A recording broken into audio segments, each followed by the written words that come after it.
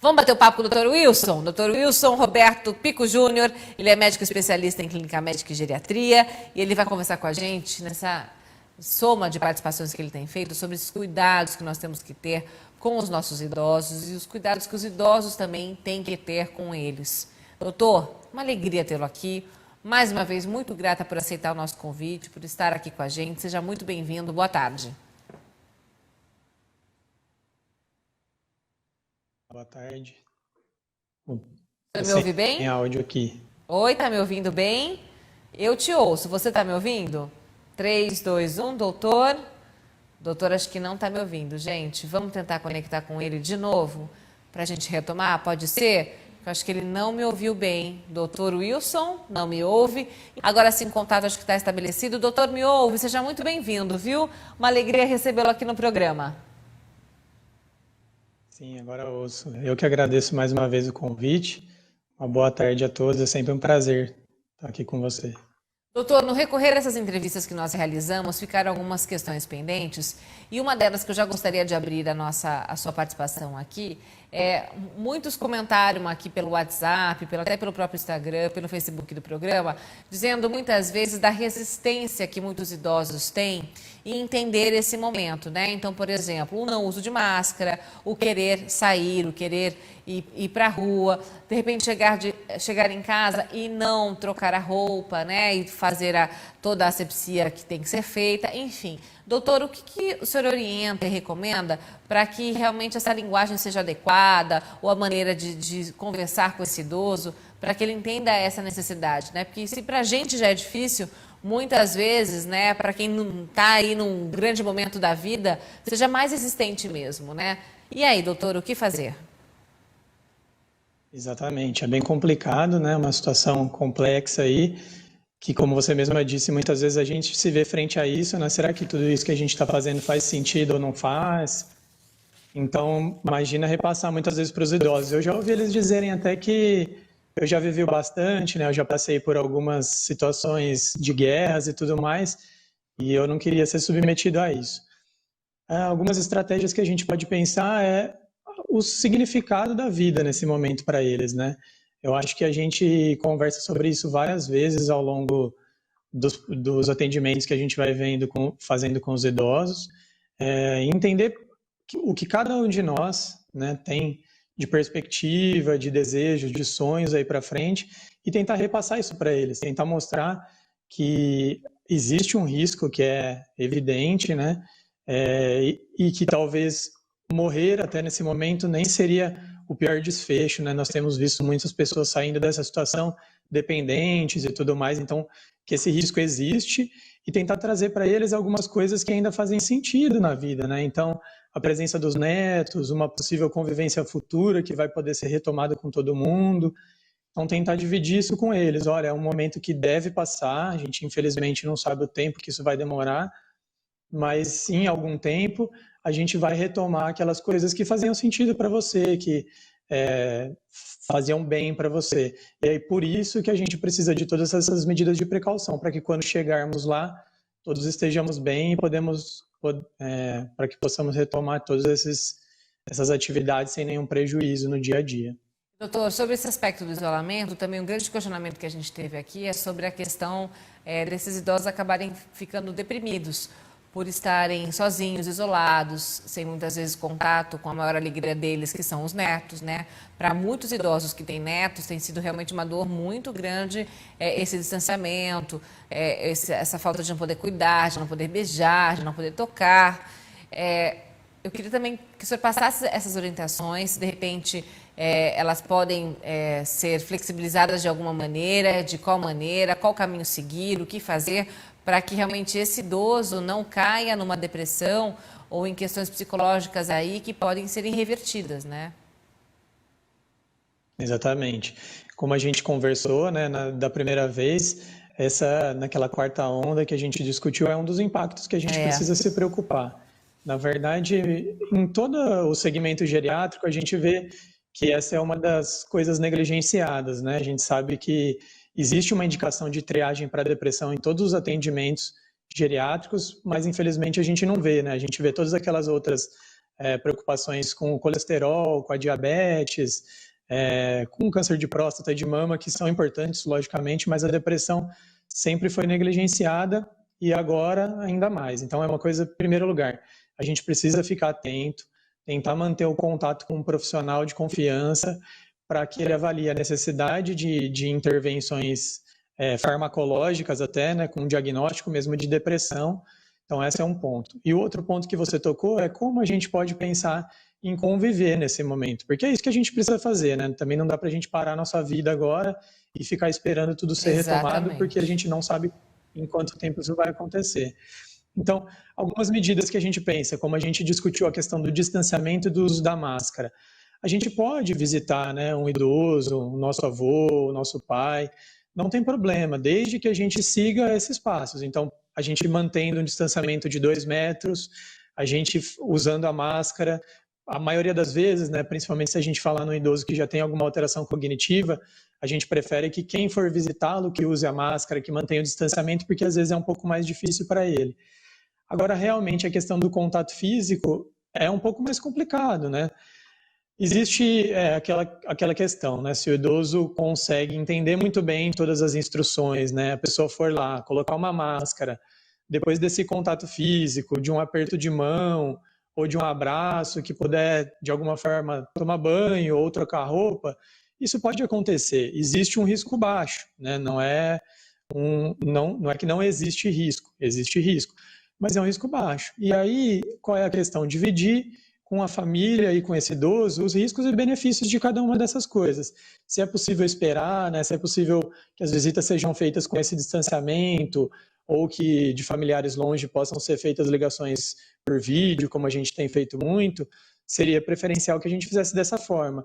Mas se isso está impactando de tal maneira na vida dessa pessoa, né, que muitas vezes vai levar a um processo mórbido, né, vai deixar ela doente, talvez mais do que o Covid, a gente tem que particularizar e talvez tomar esses cuidados e assumir os riscos.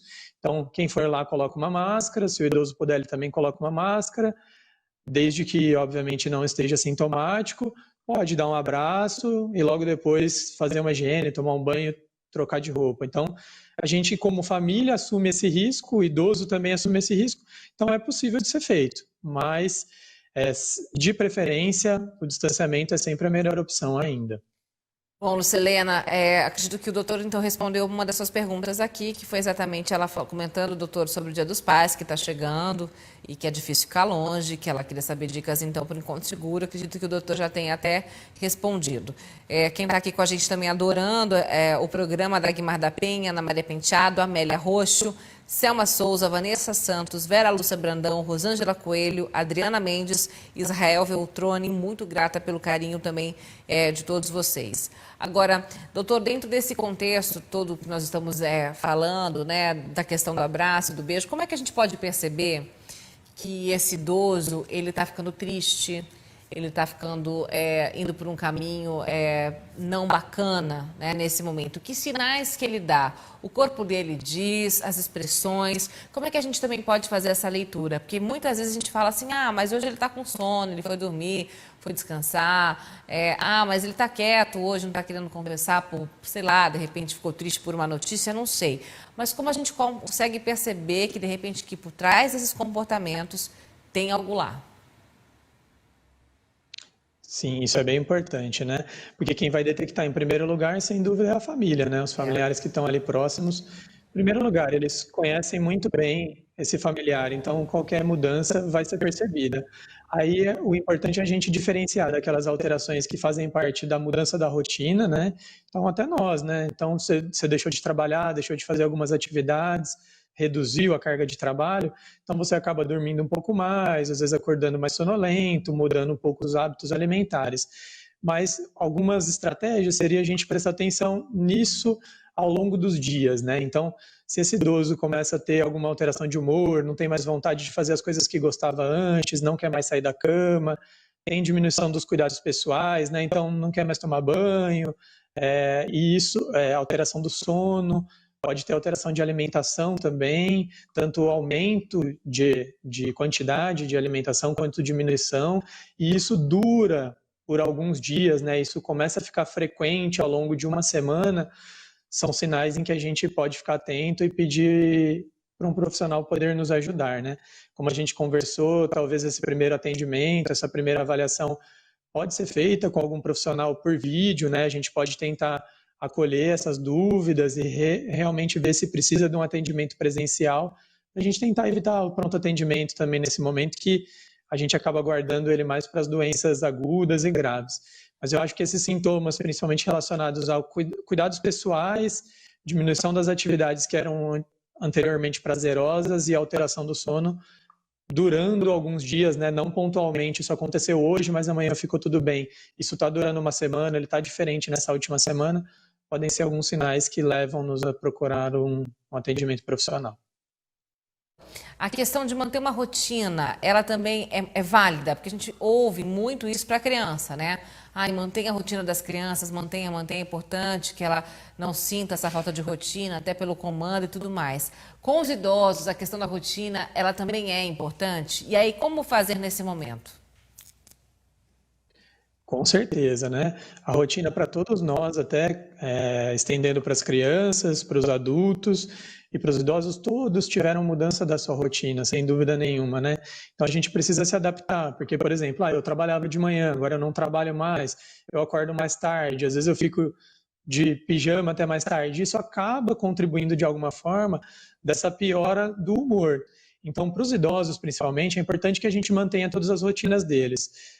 Se eles tiverem um cuidador, né, alguém que precisar cuidar deles todos os dias, o cuidador pode supervisionar isso. E se não, talvez os familiares de longe, né, por videochamada ou por ligações, podem monitorizar isso. Então, é importante estimulá-los. Olha, você acordava todos os dias naquele horário, então vamos tentar manter aquele horário. E as atividades que eram feitas em cada um dos horários, se elas não puderem ser mantidas, que elas sejam substituídas por outras coisas. Então, por exemplo, alguém que acordava de manhã e iria caminhar fora de casa. A gente já conversou disso, né? É possível que isso aconteça fora do horário de pico, com uso de máscara, mas se isso não puder ser feito, tem muitos atendimentos também por vídeo. Então, tem muitos educadores físicos que estão fazendo algumas atividades por vídeo. Então, a gente substitua elas. A gente vai continuar fazendo as atividades que ele fazia antes, vai ter o bem para a saúde e vai ajudar a manter na rotina. Então, ele vai ter que acordar no horário, ele vai ter que tomar o café da manhã no horário, tomar um banho, se trocar também. E é importante até a gente falar ter algumas atividades de lazer, né? Então, a gente tem visto vários shows, várias lives aí passando. Talvez nesses momentos até a gente pode estimulá-los a colocar uma roupa de mais chique, né? Como se fosse realmente algum evento, né? E aí fazer uma ligação com todos os familiares para estimular como se fosse esse convívio social. Tudo isso contribui para a gente enfrentar esse momento e prevenir de alguma forma essas alterações aí de humor e até a depressão.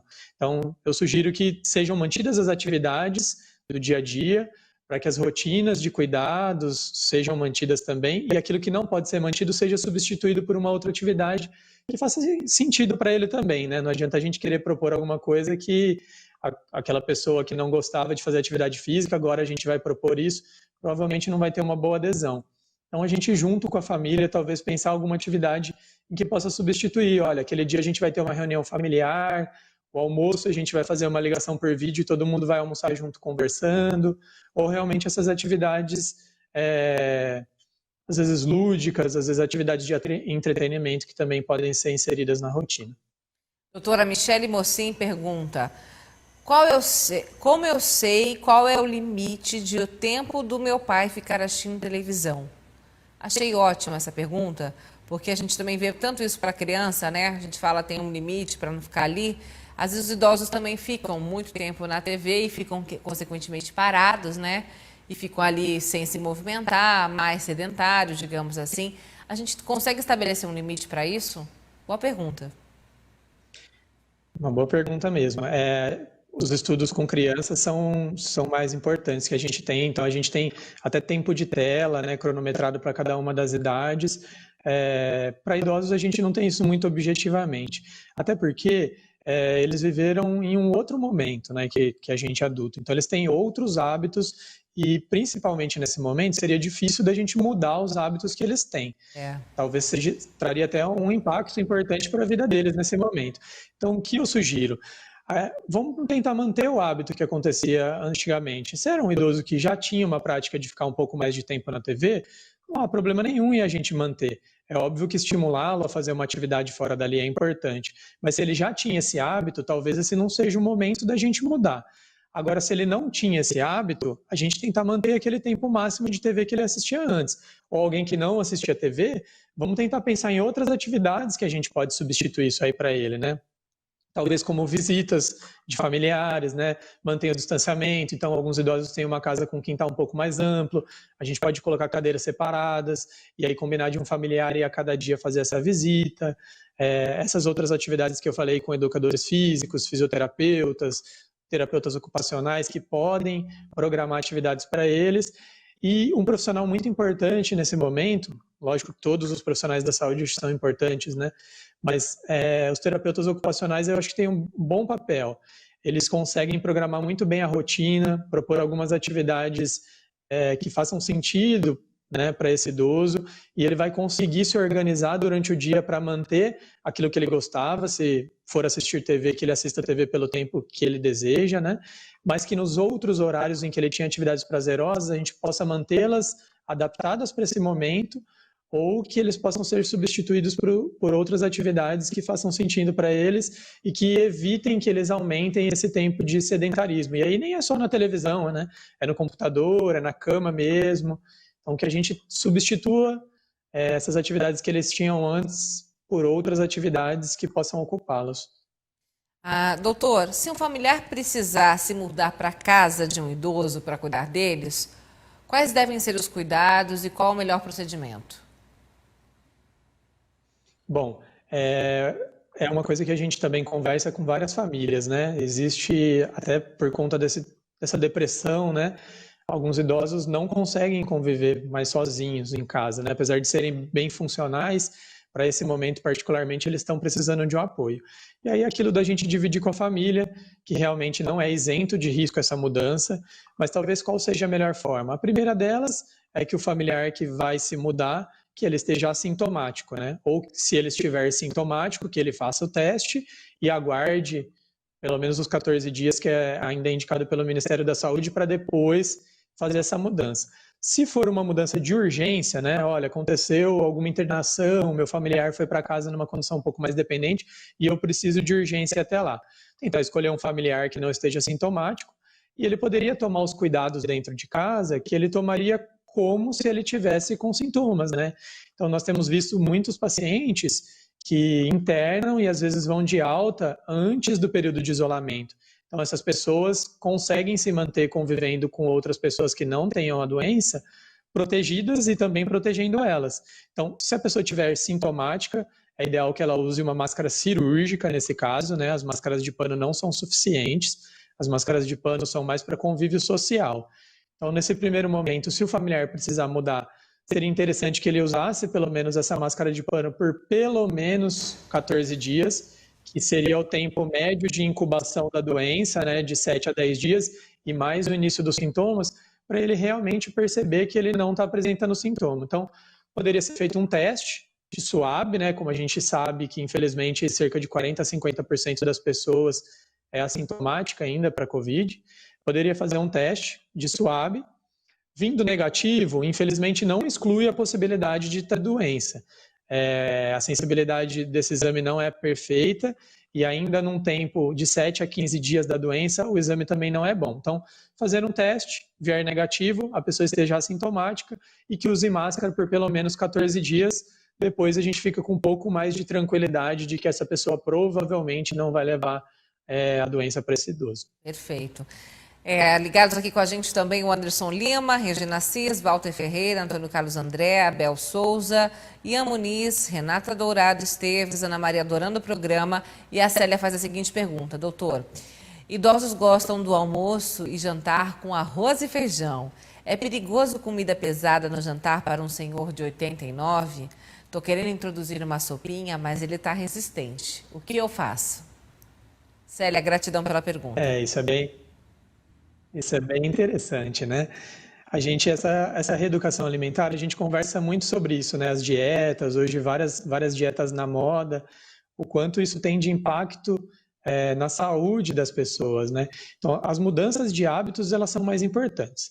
Então, eu pensaria da seguinte forma: se for um idoso que não tiver nenhuma doença, né, vamos pensar, ele não tem uma diabetes, né, que a grande quantidade de arroz aí poderia ter algum impacto para ele, ou as doenças dele estão controladas, essa é uma coisa que para ele é importante, né? Talvez se a gente trocar por outros alimentos que a gente tem hoje de opções, ele vai diminuir a aceitação alimentar, e talvez isso vá levar a uma desnutrição, possivelmente.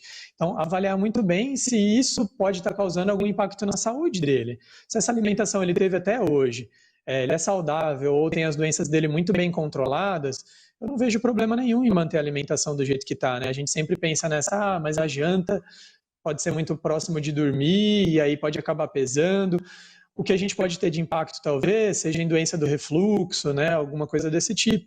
Mas se não é uma pessoa que se queixa, que tem uma questão dessa ser resolvida, tem esse hábito comum e as doenças todas dele são bem controladas, eu não vejo problema nenhum em manter a dieta como já é habitual dele.